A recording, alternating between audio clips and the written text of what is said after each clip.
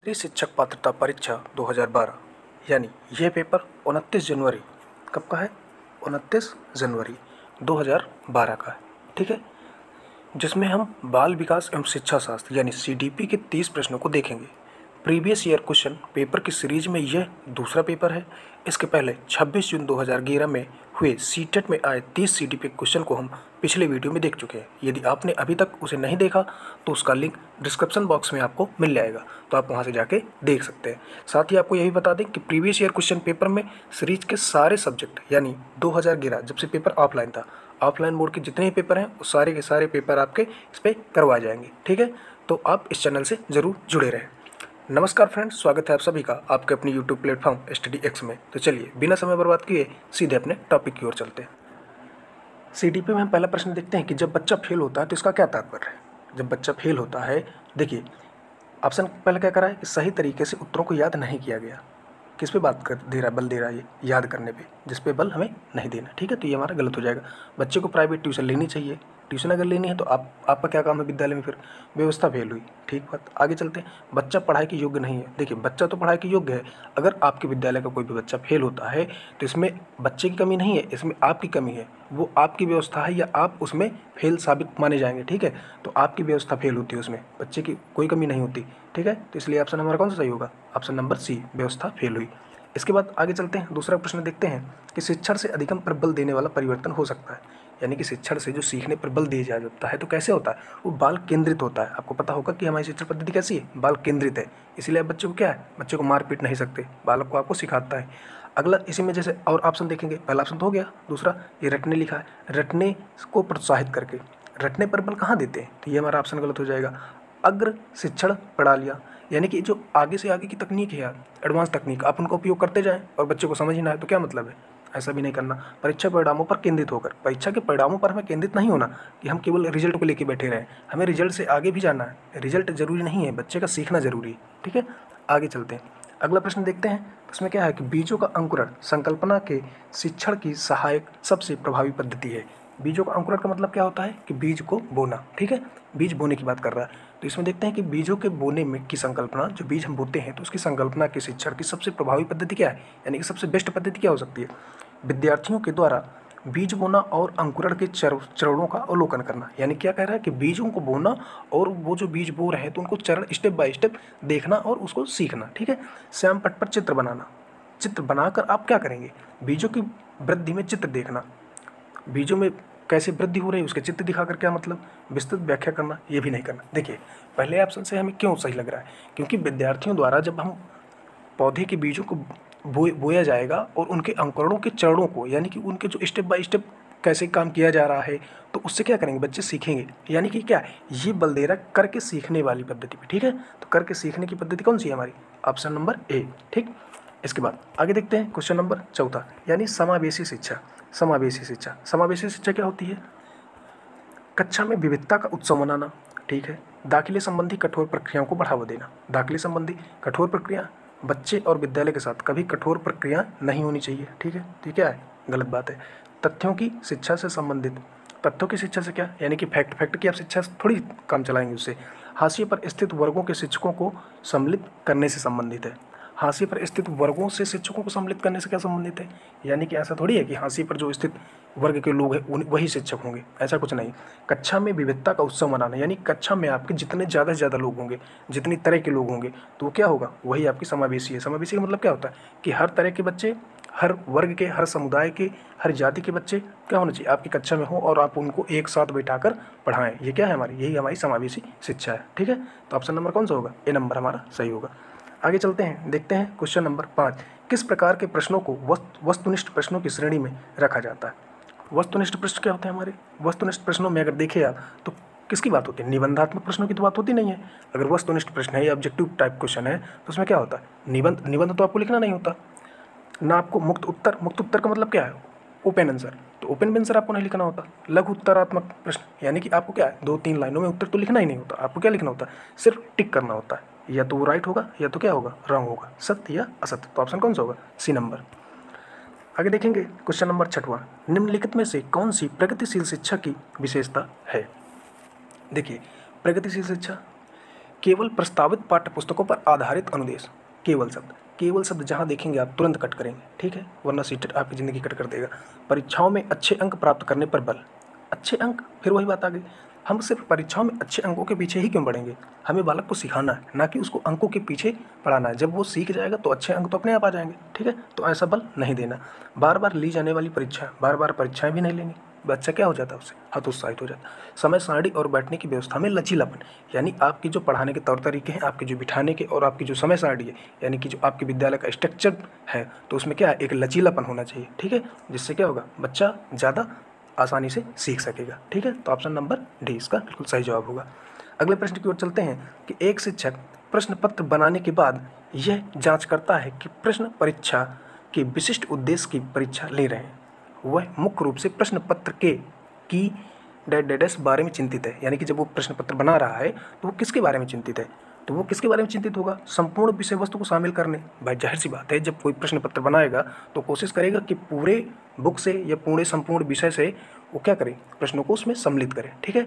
तो क्या होगा, वह मुख्य रूप से प्रश्न पत्र की संपूर्ण विषय वस्तु को शामिल करने के बारे में चिंतित है, ठीक है। प्रश्नों के प्रकार से कोई विशेष मतलब नहीं है, विश्वसनीयता का कोई मतलब, वैधता का कोई मतलब। हमारा कौन सा इसमें बेस्ट ऑप्शन सही है, हमारा पहला नंबर बेस्ट है, ठीक है। आगे चलेंगे, देखेंगे विवेचनात्मक शिक्षण शास्त्र यह दृढ़ विश्वास है कि, क्या है विवेचनात्मक शिक्षण शास्त्र? विवेचनात्मक शिक्षण शास्त्र दृढ़ विश्वास में देखेंगे ऑप्शन नंबर पहला कि शिक्षार्थियों को स्वतंत्र रूप से क्या है ये, स्वतंत्र रूप से तर्कना नहीं करनी चाहिए। नहीं करनी चाहिए, क्यों नहीं करनी चाहिए, करनी चाहिए। तो ये क्या है हमारा, ये नहीं होगा। आगे देखते हैं, बच्चे स्कूल से बाहर क्या सीखते हैं, ये अप्रासंगिक है। बच्चे स्कूल से बाहर सीखना चाहिए, ठीक है। शिक्षार्थियों के अनुभव और प्रत्यक्ष लाभ महत्वपूर्ण होते हैं। विवेचनात्मक शिक्षण शास्त्र का क्या मतलब हुआ कि बालक जितना ज़्यादा अनुभव करेगा, जितना ज़्यादा प्रत्यक्ष लाभ उसको मिलेगा, तो वो ज़्यादा इंपॉर्टेंट है हमारा, ठीक है। एक शिक्षक को हमेशा कक्षा कक्ष के अनुदेशन के नेतृत्व करना चाहिए, यानी क्या, एकदम फिक्स्ड पैटर्न पे चीज़ों को नहीं चलाना चाहिए। तो हमारा ऑप्शन कौन सा सही होगा, सी नंबर, शिक्षार्थी के अनुभव और प्रत्यक्ष लाभ महत्वपूर्ण होंगे, ठीक है। आगे चलते हैं, क्वेश्चन नंबर 9, विद्यालय आधारित आकलन मुख्य रूप से किस सिद्धांत पर आधारित होता है? यानी कि जो विद्यालय का आकलन है तो मुख्य रूप से किस पे आधारित होता है? देखिए, विद्यालय आधारित आकलन विद्यार्थियों की कमजोरियों को पहचानने व उसमें सुधार करने की एक प्रक्रिया है, ठीक है। क्या है, यानी कि जो विद्यालय आधारित मुख्य रूप से आकलन होता है तो वो सिद्धांत किस पर होता है, वो इसका मतलब क्या होता है कि जो विद्यार्थियों की कमजोरियाँ हैं तो उनको पहचानने के और पहचान करने के बाद उसमें सुधार करने की एक प्रक्रिया होती है, ठीक है। तो क्या है, बाह्य परीक्षकों की अपेक्षा शिक्षक अपने शिक्षार्थियों की क्षमताओं को बेहतर जानते हैं। तो कौन जानेगा, जो अपने विद्यालय के शिक्षक होंगे वही तो जानेंगे, बाहर से आए हुए शिक्षक क्या जानेंगे। किसी भी कीमत पर विद्यार्थियों को अच्छे ग्रेड मिलने चाहिए, फिर वही अच्छे ग्रेड अच्छे नंबर की बात आ गई, तो क्या हो जाएगा, गलत है। विद्यालय बाह्य परीक्षा निकायों की अपेक्षा ज़्यादा सक्षम है। विद्यालय सक्षम होगा कि विद्यालय में पढ़ाने वाले अध्यापक ज़्यादा सक्षम होंगे। आकलन बहुकिफ़ायती का मतलब क्या हो गया कि मितव्यय, यानी कि क्या, कम पैसे में आपका आकलन हो जाए, ऐसा नहीं, बच्चे के साथ कंजूसी नहीं करनी। तो हमारा ऑप्शन कौन सा सही होगा, पहला वाला, कि विद्यालय आधारित। जब आपको समस्या पता होगी तो समस्या का समाधान कौन करेगा, शिक्षक ही तो करेगा, तो इसलिए हमारा ऑप्शन ए सही होगा, ठीक है। आगे चलते हैं, शिक्षार्थी भिन्नता प्रदर्शित करते हैं, अतः शिक्षक को, शिक्षार्थी व्यक्तिगत भिन्नता प्रदर्शित करते हैं, अतः शिक्षक को क्या करना चाहिए, सीखने की विविधता अनुभव को उपलब्ध कराना चाहिए, यानी कि बालक जिससे ज़्यादा से ज़्यादा सीख सके ऐसे अनुभव उनको उपलब्ध कराने चाहिए। कठोर अनुशासन सुनिश्चित करना चाहिए, कठोरता की बात बिल्कुल नहीं करनी, गलत। परीक्षा में संख्या बढ़ा देनी चाहिए, परीक्षाओं की संख्या बढ़ा देनी चाहिए, ये भी कोई मतलब नहीं। अधिगम की एक समान गति पर बल देना चाहिए। आप जानते हैं कि अधिगम की गति एक समान कभी नहीं होती, अधिगम हमेशा घटता बढ़ता रहता है, ठीक है। कभी कोई जल्दी सीखता है, कभी कोई देर से सीखता है, इसलिए कौन सा सही होगा, पहला नंबर, सीखने के विविध अनुभव को उपलब्ध कराना चाहिए, यानी कि ऐसे ऐसे अवसर उपलब्ध कराने देने चाहिए जिससे बालक क्या हो, ज़्यादा से ज़्यादा सीख सके। तो ऑप्शन नंबर ए हमारा सही होगा।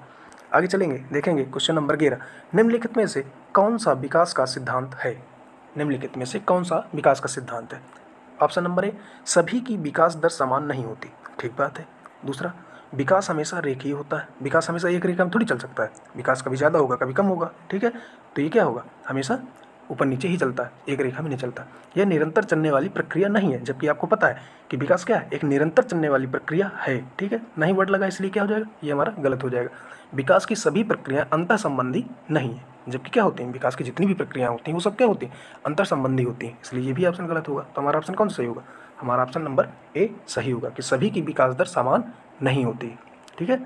आगे चलते हैं, अगला क्वेश्चन देखते हैं कि मानव विकास को क्षेत्रों में विभाजित किया जाता है।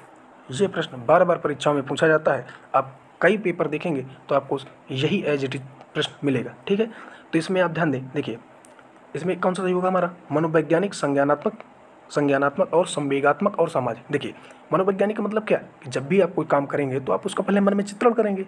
जब मन में चित्रण करेंगे तभी उसको संज्ञान में लेंगे। संज्ञान में लेने का मतलब क्या है, कि पहले आप मन ही मन आपने कोई इमेज बनाई, फिर उसके आपने उसमें क्या है, उसमें आपने संज्ञान लिया कि अब इस काम को किया जाए। फिर इसके बाद उसमें संवेग, यानी कि आप उसमें अपने भाव विचार डाल देंगे, यानी कि क्या है, जो आपने सोचा है, ठीक है, कि अच्छा है या बुरा जैसा भी है, तो आप अपने भाव डालेंगे। इसके बाद उसको क्या करेंगे, उसको फिर समाज में इम्प्लीमेंट करेंगे। तो इसका क्या पैटर्न होता है कि पहले आप मन में चित्र बनाएंगे, ठीक है, फिर उसके बाद उसमें संज्ञान लेंगे, संज्ञान लेने के बाद फिर उसमें आप अपनी फीलिंग्स या इमोशन या अपने भाव डालेंगे, फिर इसके बाद समाज में उसको इम्प्लीमेंट करेंगे। तो ये इसका फिक्स पैटर्न होता है, ठीक है। इसमें शारीरिक की कोई आवश्यकता नहीं होती, ठीक है। तो जहाँ शारीरिक दिखे वो काट देंगे आप, आध्यात्मिक ये भी कट जाएगा। तो इसलिए कौन सा होगा, ऑप्शन नंबर सी। ये प्रश्न आप विशेष ध्यान देंगे, परीक्षा में बार बार पूछा जाता है। आगे चलेंगे, देखेंगे अगला क्वेश्चन। एक शिक्षिका पाठ वस्तु पर फल सब्जियों के कुछ चित्रों का प्रयोग करती है और अपने विद्यार्थियों से चर्चा करती है। विद्यार्थी इस जानकारी को अपने पूर्व ज्ञान से जोड़ते हैं और पोषण की संकल्पना को सीखते हैं। यह डैश पर आधारित है, यानी कि जो रिक्त स्थान है इसको हमें भरना है, ठीक है। तो ये जो पोषण की संकल्पना सीखते हैं, तो इसमें क्या करते हैं, देखो ज्ञान के निर्माण को अच्छे तरीके से छात्र के मस्तिष्क में स्थापित करने के लिए उसका चित्र बनाकर उसके बारे में चर्चा करके उन्हें अच्छी तरह समझाया जा सकता है। यानी कि बच्चे को क्या है, बच्चे को अगर समझाना है तो आप चित्र दिखाइए, तो बच्चा क्या होता है, ज़्यादा चीज़ों को समझता है। साथ ही विषय वस्तु उनके पूर्व ज्ञान, यानी कि जो उन्होंने पहले पढ़ रखा है उससे जोड़ के यदि आप पढ़ाएंगे तो क्या है, बालक जल्दी सीखेगा, ठीक है। तो इसमें हमारा क्या है, अधिगम के शास्त्रीय अनुबंधन का कोई मतलब नहीं है। पुनर्बलन के सिद्धांत कि पुनः बल दे रहे हैं, अब पुनः बल कहाँ दे रहे हैं, अभी आप पिछले काम को आगे काम से जोड़ रहे हैं, ठीक है। अधिगम में सक्रिय अनुबंधन, सक्रिय रखेंगे सीखने में, ठीक है। लेकिन अगला देखेंगे ज्ञान के निर्माण, क्या है कि जब बच्चा पूर्व ज्ञान से नए ज्ञान को जोड़ेगा तो क्या ज्ञान में उसमें निर्माण होता चला जाएगा, ठीक है। तो ऑप्शन डी हमारा सही होगा। आगे चलेंगे, देखेंगे क्वेश्चन नंबर 14। जब बच्चे की दादी उसे उसकी माँ की गोद से ले लेती है तो बच्चा रोने लगता है। उसका कारण क्या है, क्यों रोता है, सामाजिक दुश्चिंता, बच्चे को समाज से क्या लेने देना, संवेगात्मक दुश्चिंता, ठीक है, अजनबी दुश्चिंता, इस बात का कोई मतलब नहीं, वियोग दुश्चिंता। देखिए इसमें होता क्या है, वियोग दुश्चिंता भी हो सकता है, ठीक है, लेकिन इतने भारी भरकम शब्द का प्रयोग नहीं करना। आप क्या पढ़ रहे हैं, संवेगात्मक, मनोविज्ञान, ठीक है, ये सारी चीज़ें। तो बच्चा क्या है, जब माँ से अलग किया जाता है तो उसमें एक प्रकार का क्या होता है, अटैचमेंट होता है माँ के साथ, यानी कि मोह होता है। तो वो क्या, तो उसी संवेग के कारण माँ से अलग नहीं हो पाता, और जब अलग किया जाता है तो क्या, रोने लगता है, ठीक है। तो इसका आंसर कौन सा होगा, ऑप्शन नंबर बी। आगे चलेंगे, देखेंगे शिक्षा के संदर्भ में सामाजिकरण से तात्पर्य है। शिक्षा के संदर्भ में सामाजिकरण से क्या तात्पर्य है, अपने सामाजिक मानदंड बनाना। अपने सामाजिक मानदंड क्यों बनाओगे भाई, समाज में बड़ों को सम्मान करना, ठीक बात है। सामाजिक वातावरण में अनुकूल और समायोजन, देखिए अनुकूल और समायोजन ये ऐसे वर्ड हैं, यानी कि जहाँ आपको मिलेंगे तो ये क्या है, ये बहुत कुछ बताते हैं, ठीक है, कि समाज में जितनी भी क्रियाकलाप हैं, ठीक है, तो उनमें क्या है, आप एक एडजस्टमेंट यानी कि समायोजन बना लेंगे और अनुकूलन करेंगे, ठीक है। तो क्या ये हमारा पॉजिटिव हमारे वर्ड होते हैं, तो ये हमेशा सही माने जाते हैं। सामाजिक मानदंडों को सदैव अनुपालन करेंगे, अरे सामाजिक मानदंड गलत होंगे तब भी उनका अनुपालन करेंगे क्या, कोई जरूरी नहीं। सामाजिक वातावरण में हम क्या करेंगे, एडजस्टमेंट करेंगे, यानी कि उनमें समायोजन बना के रखेंगे। तो हमारा ऑप्शन नंबर सी सही होगा। आगे चलेंगे, देखते हैं क्वेश्चन नंबर 16। राज्य स्तर की एक एकल गायन प्रतियोगिता के लिए विद्यार्थियों को तैयार करते समय एक विद्यालय लड़कियों को वरीयता देता है। किसको, लड़कियों को वरीयता देता है। ये दर्शाता है क्या, वैश्विक प्रवृत्ति। वैश्विक प्रवृत्ति का मतलब क्या है कि जो पूरे विश्व में प्रचलित है, ठीक है। प्रयोजनात्मक उपागम, यानी कि जो पहले से प्रयोजन किए गए हैं उनका। प्रगतिशील चिंतन, कि समाज को कितनी प्रगति करानी है आप उस हिसाब से चिंतन करवा रहे हैं। और लैंगिक पूर्वाग्रह, देखिए लैंगिक पूर्वाग्रह का मतलब क्या होता है कि आप फिक्स करते हैं कि यह काम लड़कियां ही करेंगी, ठीक है, तो वो क्या है, वह लैंगिक पूर्वाग्रह है। ऐसा तो है नहीं कि गाना लड़कियों के अलावा और कोई नहीं गा सकता, तो क्या है, ये एक लैंगिक पूर्वाग्रह है, यानी कि जो काम लड़का कर सकता है वह काम लड़की भी कर सकती है, और जो लड़की काम कर सकती है वह काम लड़का भी कर सकता है। अगर आप एक लोग को फिक्स कर रहे हैं किसी काम के लिए तो क्या है, लैंगिक पूर्वाग्रह में गिना जाता है, ठीक है। तो ये क्या है, अगर लैंगिक पूर्वाग्रह आपने नहीं पढ़ा तो लैंगिक पूर्वाग्रह का वीडियो आपको डिस्क्रिप्शन बॉक्स में मिल जाएगा, तो वहाँ से जाके देख सकते हैं, ठीक है। आगे चलेंगे, देखेंगे वाइगोत्स्की बच्चे के सीखने में निम्नलिखित में से किस कारक की महत्वपूर्ण भूमिका पर बल देते हैं। वाइगोत्स्की का कौन सिद्धांत होता है? वाइगोत्स्की का आपका पता होगा कि वाइगोत्स्की का सामाजिक सांस्कृतिक सिद्धांत, सामाजिक तो है ही, साथ में क्या होता है, सांस्कृतिक सिद्धांत होता है। तो वाइगोत्स्की ने कौन सा सिद्धांत दिया? सामाजिक सांस्कृतिक सिद्धांत दिया, ठीक है। तो वाइगोत्स्की के अनुसार बालक के संज्ञानात्मक विकास की व्याख्या उसके जो सामाजिक सांस्कृतिक सिद्धांत था उसका, उसमें की गई है, ठीक है। तो महत्वपूर्ण भूमिका पर बल देता है कौन से? सामाजिक सांस्कृतिक सिद्धांत, ठीक है। तो ऑप्शन नंबर डी, ना आनुवांशिक है, ना नैतिक है, ना शारीरिक, ठीक है। आगे बढ़ेंगे, देखेंगे प्रश्न नंबर 18। एक शिक्षिका अपने शिक्षार्थियों की विभिन्न अधिगम शैली को संतुष्ट करने के लिए वैविध्यपूर्ण कार्यों का उपयोग करती है। वह कोहलबर्ग के नैतिक विकास के सिद्धांत से प्रभावित है, गार्डनर के बहुबुद्धि सिद्धांत से प्रभावित है, या वाइगोत्स्की के सामाजिक सांस्कृतिक सिद्धांत से प्रभावित है, या पियाजे के संज्ञानात्मक विकास के सिद्धांत से प्रभावित है। एक शिक्षिका अपने शिक्षार्थियों की विभिन्न अधिगम शैली, ठीक है, यानी कि कई प्रकार की शिक्षण शैली और बालक की बुद्धियाँ, ठीक है, यानी कि बालक जिन जिन तरीक़ों से सीख रहा है, तो सीखना क्या है, वो एक प्रकार से गार्डनर के बहुबुद्धि सिद्धांत की व्याख्या करती है, ठीक है। गार्डनर का कौन सिद्धांत? बहुबुद्धि सिद्धांत होता है। इसमें क्या होता है कि शिक्षिका अपने शिक्षार्थियों को विभिन्न अधिगम शैलियों को संतुष्ट करने के लिए वैविध्यपूर्ण कार्यों का उपयोग करती है। उससे प्रतीत होता है कि वह गार्डनर के बहुबुद्धि सिद्धांत से प्रभावित है, ठीक है। इससे क्या होगा कि बालक की अलग अलग बुद्धियाँ को क्या करती है, वो यूज करती है, उनका सही उपयोग करती है, तो बालक उससे अधिक सीख पा रहे हैं, ठीक है। तो क्या होगा, गार्डनर के बहुबुद्धि सिद्धांत का उपयोग करती है, ठीक है, उससे प्रभावित है। आगे चलेंगे, देखेंगे प्रश्न नंबर 19। एक शिक्षिका अपने आप में कभी भी प्रश्नों के उत्तर नहीं देती, यानी क्या कि अपने आप से कभी प्रश्नों के उत्तर नहीं देती। वह अपने विद्यार्थियों को उत्तर देने के लिए समूह चर्चाएं और सहयोगात्मक अधिगम अपनाने के लिए प्रोत्साहित करती है। ये उपागम अनुदेशात्मक सामग्री के उचित संगठन के सिद्धांत पर आधारित है। यानी कि क्या, अनुदेशात्मक सामग्री, जो सामग्री उसका उचित संगठन, इसका तो कोई मतलब नहीं है। अच्छा उदाहरण प्रस्तुत करना और भूमि का प्रतिरूप बनाना, यानी कि एग्जाम्पल देना, और क्या, प्रतिरूप बनाना, यानी कि उसका एक रूपरेखा तैयार करना। फिर इसके बाद सीखने की तत्परता, ठीक बात, ये भी समझ में आता है, ये भी समझ में आता है। सक्रिय भागीदारिता, देखिए अब यहाँ क्या, यहाँ आपको लगभग 4 के चारों ऑप्शन सही लग रहे होंगे, लेकिन फिर भी फिर से क्वेश्चन को पढ़िए। एक शिक्षिका अपने आप में कभी भी प्रश्नों के उत्तर नहीं देती। भाई अगर कोई शिक्षक पढ़ा रहा है तो प्रश्नों के उत्तर क्यों नहीं देना चाहता, ठीक है। तो वह प्रश्नों के उत्तर इसलिए नहीं देना चाहता ताकि बालक आपस में बात करें, और उनकी जो सक्रिय भागीदारिता है तो उससे क्या होगी, वो उत्साहित होंगे, ठीक है, प्रोत्साहित होंगे, तो उससे क्या होगा, वो ज़्यादा सीख सकेंगे। इसलिए समूह चर्चाएं सहयोगात्मक अधिगम अपनाने के लिए प्रोत्साहित करती है। तो क्यों, सक्रिय भागीदारिता के सिद्धांत पर आधारित है, ठीक है। आगे चलते हैं, आगे चलेंगे, देखेंगे प्रश्न नंबर 20। निम्नलिखित में से कौन सा शिक्षक से संबंधित अधिगम को प्रभावित करने वाला कारक है? किससे? प्रश्न को ध्यान से पढ़िएगा, बहुत अच्छा प्रश्न है। निम्नलिखित में से कौन सा शिक्षक से संबंधित, किससे संबंधित? शिक्षक से संबंधित, बच्चे से संबंधित नहीं है, शिक्षक से संबंधित है। बैठने की उचित व्यवस्था, बैठने की उचित व्यवस्था से क्या मतलब है, वो तो बच्चे के लिए हो गया ना। शिक्षण अधिगम संसाधनों की उपलब्धता, शिक्षण अधिगम संसाधन किसके लिए उपलब्ध कराए जाते हैं, बच्चों के लिए। विषय वस्तु या अधिगम अनुभवों की प्रकृति, ठीक बात, समझ में आता है। विषय वस्तु में प्रवीणता, अब देखिए ऑप्शन नंबर सी और डी, इसमें बहुत कन्फ्यूजन है। विषय वस्तु या अधिगम अनुभवों की प्रकृति, ठीक है, कि जो विषय वस्तु है और उनमें जो सीखने के अनुभवों की प्रकृति है। देखिए प्रश्न में फिर पढ़िए, बात किसकी हो रही है, कौन सा शिक्षक से संबंधित अधिगम है, यानी कि शिक्षक से रिलेटेड बात होनी चाहिए। विषय वस्तु में प्रवीणता, अब एक बात ये समझिए कि आपको यदि कोई टॉपिक, मान लीजिए कि आप CDP पढ़ रहे हैं, CDP में आपको जीन पियाजे ज़्यादा अच्छे से तैयार है, तो आप जीन पियाजे के क्वेश्चन को कई तरीके से घुमा के कर सकते हैं, यानी कि उसके क्वेश्चन कितने घुमा दे तो आप उसको आसानी से कर जाएंगे।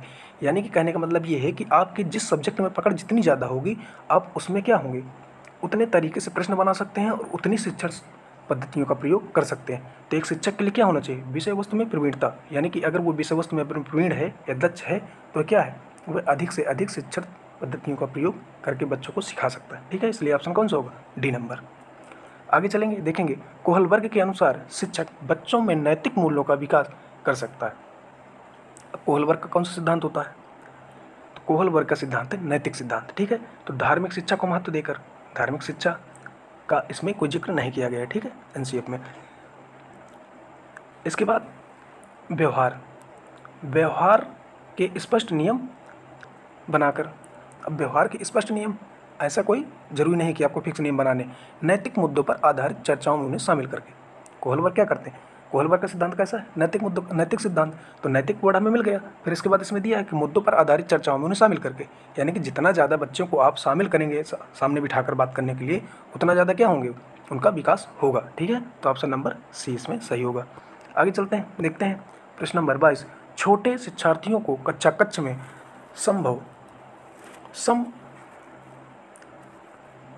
छोटे शिक्षार्थियों को कक्षा कक्ष में समवयस्क, ठीक है, यहाँ पे मिस्टेक हो जाती है, समवयस्क के साथ अंतःक्रिया करने के लिए प्रोत्साहित करना चाहिए। उससे क्या होता है?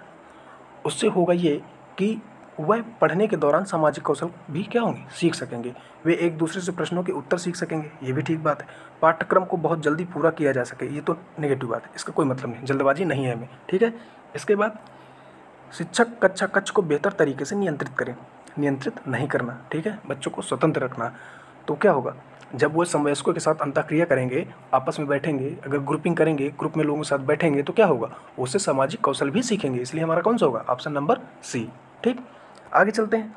जब एक निर्योग बच्चा पहली बार विद्यालय आता है तो शिक्षक को क्या करना चाहिए? ठीक है, अब अगर बच्चा विद्यालय पहली बार आया है तो आप क्या करेंगे? बच्चे की निर्योग्यता के अनुसार उसे विशेष विद्यालय में भेजने का प्रस्ताव देना चाहिए। भाई, उसको आप विशेष विद्यालय में क्यों भेजेंगे? आप भी तो विद्यालय चला रहे हैं। अगर आप उसको दूसरे विद्यालय में भेजेंगे तो आपका क्या मतलब है? उसे अन्य विद्यार्थियों से अलग रखना, अलग नहीं रखना, समावेशी शिक्षा का उल्लंघन हो जाएगा। सरकारी योजना विकसित करने के लिए बच्चे के माता पिता के साथ चर्चा करनी चाहिए। प्रवेश परीक्षा लेनी चाहिए? बिल्कुल नहीं, प्रवेश परीक्षा भी नहीं लेनी चाहिए। तो जब कोई बच्चा आएगा निर्योग बच्चा, तो हम क्या करेंगे, हम उसके माता पिता से बात करेंगे और जो सरकारी योजनाएं उस बच्चे को मिल सकती हैं तो वो हम दिलाने की कोशिश करें, और उसको क्या, समावेशी शिक्षा के तहत अपने विद्यालय में अपने बच्चों के साथ ही बिठाकर पढ़ाएंगे। तो इसलिए कौन सा ऑप्शन सही होगा, ऑप्शन नंबर सी। और आगे देखते हैं, पियाजे के संज्ञानात्मक विकास के अनुसार इंद्रिय गामक अवस्था किसके साथ संबंधित है? ठीक है, किसकी बात कर रहा है? अब पियाजे किसकी बात कर रहे हैं? पियाजे ने अपनी कितनी अवस्थाएं दी थी? 4 अवस्थाएं दी थी। ठीक है, तो 4 अवस्थाएं में जो इंद्रिय गामक अवस्था तो कितने वर्ष थी? 0 से लेकर 2 वर्ष के बीच की इंद्रिय गामक अवस्था थी। ठीक है, या इसी को और क्या कहते हैं, संवेदी प्रेरक अवस्था। अब उसमें ये समझिए, ऑप्शन पहले पढ़ना स्टार्ट करते हैं कि अनुकरण, स्मृति और मानसिक निरूपण। यानी कि अनुकरण का मतलब क्या, सुनना, स्मृति का, और मानसिक निरूपण का मतलब कि उसकी एक मेमोरी या इमेज बनाना। ठीक है, कहाँ, मस्तिष्क में। ठीक बात। दूसरा ऑप्शन, तार्किक रूप से समस्या समाधान की योग्यता। अब 0 से 2 साल का बच्चा तर्क तो कर नहीं सकता, इसलिए क्या होगा, ये हमारा गलत हो जाएगा। विकल्पों के निर्वाचन और विश्लेषण करने की योग्यता, ये फिर वही बात आ गई कि विकल्प दिए हैं तो उनका वो निर्वाचन करे और उनकी विशेषता या उनके बारे में तर्क कर पाए, वो भी नहीं कर पाएगा। सामाजिक मुद्दों से सरोकार, 0 से 2 वर्ष के बच्चे को सामाजिक मुद्दों से कोई लेना देना नहीं होता, इसलिए हमारा ऑप्शन कौन सा होगा, ऑप्शन नंबर ए। यानी कि बच्चा क्या सुनता है और उसकी एक इमेज अपने दिमाग में बनाता है। ठीक है, तो ऑप्शन नंबर ए सही होगा। आगे चलेंगे, मानव व्यक्तित्व परिणाम है। मानव व्यक्तित्व किसका परिणाम है? यह प्रश्न भी बार बार परीक्षाओं में पूछा जाता है। ठीक है, तो मानव व्यक्तित्व किसका परिणाम है? मानव व्यक्तित्व हमेशा अनुवांशिकता और वातावरण की अंतःक्रिया का परिणाम होता है। ठीक है, केवल वातावरण का नहीं होता और केवल अनुवांशिकता का नहीं होता, पालन पोषण और शिक्षा नहीं, ये अनुवांशिकता और वातावरण की अंतःक्रिया ही सही है। ठीक है, तो ऑप्शन नंबर बी हमारा सही होगा। आगे चलेंगे, देखेंगे क्वेश्चन नंबर 26। शिक्षण अधिगम प्रक्रिया में व्यक्तिगत रूप से ध्यान देना महत्वपूर्ण है, क्योंकि व्यक्तिगत रूप से क्यों ध्यान देना चाहिए? इससे क्या होगा, व्यक्तिगत रूप से इसलिए ध्यान देना चाहिए। देखिए, ऑप्शन पहला पढ़ते हैं कि शिक्षार्थी हमेशा समूह में ही बेहतर सीखते हैं। भाई, जरूरी नहीं कि समूह में ही बेहतर सीखें। ठीक है, वो किसी भी अवसर में बेहतर सीख सकते हैं। ठीक है, लेकिन फिर भी कुछ देर के लिए ये भी ठीक है। शिक्षक प्रशिक्षण कार्यक्रमों में ऐसा ही बताया गया है। अरे, शिक्षक प्रशिक्षण कार्यक्रमों में केवल ऐसा ही थोड़ी बताया गया, और भी बहुत कुछ बताया गया। इसमें प्रत्येक शिक्षार्थी को अनुशासित करने के लिए शिक्षकों को बेहतर अवसर मिलते हैं। भाई, अगर शिक्षण अधिगम प्रक्रिया में व्यक्तिगत रूप से आप किसी, यानी कि आप पर्टिकुलर किसी बच्चे के पास जाएंगे तो आप उसको क्या करेंगे, अनुशासित थोड़ी करेंगे कि आप उसको मार पीट के उसको अनुशासित करने लगे। ऑप्शन डी हमारा क्या कह रहा है कि बच्चों की बच्चों की विकास दर भिन्न होती है। ठीक है, बच्चों की विकास दर भिन्न होती है और विभिन्न तरीकों से सीख सकते हैं। यानी कि एक बच्चा, केवल सब बच्चे एक जैसे तो होते नहीं हैं, सभी की जो सीखने की क्षमता होती है तो क्या होती है, अलग अलग होती है। तो उनको अलग अलग तरीक़ों से हमको सिखाया जाता है। तो व्यक्तिगत रूप से, भाई अगर आप ट्यूशन की बात करें तो ट्यूशन का मतलब क्या होता है, उनको क्या व्यक्तिगत रूप से गाइडेंस दी जाती है। तो आप जिसकी जितनी क्षमता है उसको उसी हिसाब से उस पर ध्यान देंगे और उसको उन्हीं तरीक़ों का यूज करके उसको सिखाने की कोशिश करेंगे। इसलिए ऑप्शन हमारा कौन सा, डी सही होगा। आगे देखेंगे, निम्नलिखित में से कौन सी समस्या समाधान की वैज्ञानिक पद्धति का पहला चरण है? ठीक है, अब जो समस्या समाधान होती है तो उसका सबसे पहला चरण यही होता है कि आपको पता होना चाहिए कि समस्या ही क्या है। ठीक है। समस्या समाधान का सबसे पहला चरण होता है कि आपको समस्या के बारे में पता होना चाहिए, और उसको मनोविज्ञान की भाषा में या हमारी बाल विकास की भाषा में क्या कहते हैं, समस्या के प्रति जागरूकता। तो इसका कौन सा होगा, ऑप्शन नंबर बी। ठीक है, आगे देखते हैं, निम्नलिखित में से कौन सा सीखने का क्षेत्र है। सीखने का क्षेत्र आप कब सीखते हैं, आध्यात्मिक रूप से या व्यावसायिक रूप से, ये तो आपके टॉपिक में है ही नहीं। अनुभविक रूप से। भावात्मक रूप का मतलब क्या होता है, भावात्मक रूप का मतलब होता है यानी कि आपके भाव, जब आप सीखेंगे तो आपके उसमें दिमाग में कुछ भाव आएंगे, कुछ विचार होंगे, तो वो क्या हो सकते हैं, पॉजिटिव हो सकते हैं, नेगेटिव हो सकते हैं, तो वो आपको क्या करते हैं, सीखने में मदद करते हैं। यदि आपको पॉजिटिव चीज़, सकारात्मक चीज़ें मिलती चली आ रही हैं तो क्या है, आप सीखने की और ज़्यादा कोशिश करेंगे, ललायत होंगे।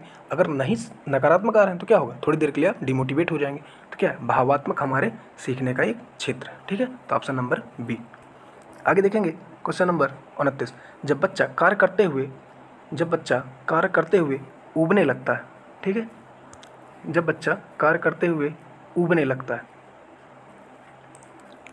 तो इस बात का संकेत है, यानी कि जब बच्चा काम करते हुए ऊबने लगता है तो इसका मतलब क्या है, जब बच्चा, देखिए, जब आपसे कोई काम लगातार करवाया जा रहा हो, ठीक है, और आपको उसमें मन ना हो, आपकी रुचि खत्म हो जाए, तो आप क्या करेंगे, जाहिर सी बात है, ऊबने लगेंगे। तो अगर कोई बार बार कोई काम को करवा रहा है तो उसमें क्या है, यानी कि वो बच्चा ऊब चुका है, यानी कि संभवतः कार्य यांत्रिक रूप से बार बार हो रहा है, यानी कि बच्चे में क्या है, अब उसमें क्या नहीं रह गई, रुचि खत्म हो चुकी है। ठीक है, इसलिए उसमें ऊबन आ रही है, संभवतः कार्य को यांत्रिक रूप से बार बार हो रहा है। ठीक है, तो ये हमारा ऑप्शन सही होगा। बच्चा बुद्धिमान नहीं है, बताया था मैंने कि बच्चे के साथ कोई छेड़खानी नहीं, बच्चा बहुत बुद्धिमान है। ठीक है, बच्चे में सीखने की योग्यता नहीं है, ये भी गलत बात है, बच्चे में सीखने की योग्यता है। बच्चे को अनुशासित करने की ज़रूरत है, अनुशासित जब बार बार एक काम को करता रहेगा तो आपको उसको कब तक करवाएंगे काम, तो उसको ब्रेक देना है। ठीक है, तो इसलिए ऑप्शन नंबर ए। आगे देखते हैं क्वेश्चन नंबर लास्ट, प्रायः शिक्षार्थियों की त्रुटियाँ किसकी ओर संकेत करती है, यानी कि जो बच्चे गलती करते हैं तो वो क्या है, उनकी गलती करने, कब गलती करते हैं, जब या तो वो किसी काम को करने में अभ्यस्त ना हो, यानी कि उनको अभ्यास ना हो, या उनकी रुचि ना हो, और क्या हो सकती है कि उनका इनर मोटिवेशन, यानी कि जो अंदर से उनको किसी काम को करने की इच्छा ना हो। तो इसलिए क्या है कि सीखने में जो सबसे पहली आवश्यकता है कि सही तरीके से सीखा जाए। ठीक है, यानी कि क्या, यांत्रिक अभ्यास की आवश्यकता सबसे महत्वपूर्ण है। ठीक है, वह कैसे सीखता है इस बात की कोई ज़रूरत नहीं है। सीखने में अनुपस्थिति, भाई जब अनुपस्थित रहेगा तो सीखे क्या, शिक्षार्थियों के सामाजिक आर्थिक स्तर, सामाजिक और आर्थिक स्तर इसमें कहाँ से आ गया सीखने में, तो क्या, यांत्रिक अभ्यास की आवश्यकता है, यानी कि बच्चा अगर गलती कर रहा है तो हम क्या करेंगे, हम उसको बार बार अभ्यास करवाएंगे, उसको मोटिवेट करेंगे, और उसमें क्या है, रुचि पैदा करेंगे। ठीक है, तो ये हमारे आज के 30 प्रश्न हुए। ठीक है, अगर आपको ये वीडियो पसंद आया हो तो आप चैनल को सब्सक्राइब कर सकते हैं और बेल आइकन को जरूर हिट कर लें, जिससे आने वाली वीडियोज़ की नोटिफिकेशन समय से आप तक पहुँचती रहे। Thanks for watching the video.